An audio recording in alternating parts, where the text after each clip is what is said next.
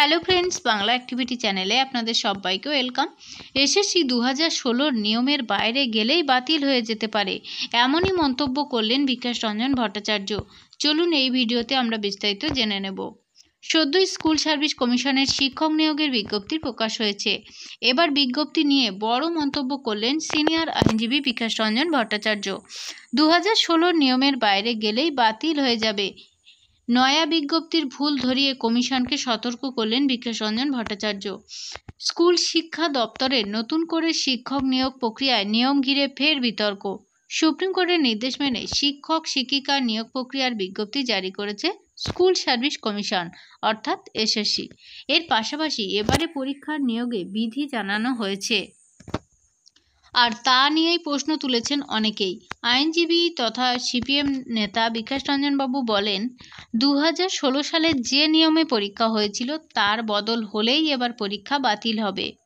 School শিক্ষা দপ্তরের নতুন নিয়োগ বিধি নিয়ে বিকাশ রঞ্জন বাবু বলেন, যাই করুন না কেন 2014 এবং 16 সালের যে নিয়ম ছিল সেই নিয়ম মেনেই কিন্তু পরীক্ষা নিতে হবে, তার বাইরে যাওয়ার ক্ষমতা নেই এ রাজ্য সরকারের। সুপ্রিম কোর্টের রায়কে মান্যতা দিতে তারা বাধ্য, অন্য কিছু করার পরিকল্পনা করলেই বিপদে পড়তে পারে, এমনটাই তিনি কিন্তু পরিষ্কারভাবে জানিয়ে দিলেন। এরপরেই তিনি বলেন যে 2016 সালের নিয়মের বাইরে গেলেই বাতিল হয়ে যাবে বিজ্ঞপ্তি। 2016 সালের যে নিয়মে পরীক্ষা হয়েছিল সেই নিরিখেই কিন্তু পরীক্ষাটা দিতে হবে। দুর্নীতির জন্য 2016 সম্পূর্ণ প্যানেল বাতিল হয়েছে, চাকরির সুবিধা কেউ পেতে পারে না। ওএমআর সংরক্ষণের সময়সীমা বাড়ানোর সিদ্ধান্তে অবশ্যই স্বাগত জানান তিনি।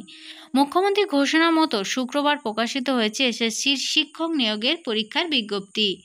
2016 সালের বাতিল প্যানেলের শূন্য পদে শিক্ষক নিয়োগের জন্য বিজ্ঞপ্তি জারি করেছে স্কুল সার্ভিস কমিশন, আর তাতে শিক্ষক নিয়োগের যে পরীক্ষা বিধিতে ব্যাপক রদবদল করা হয়েছে।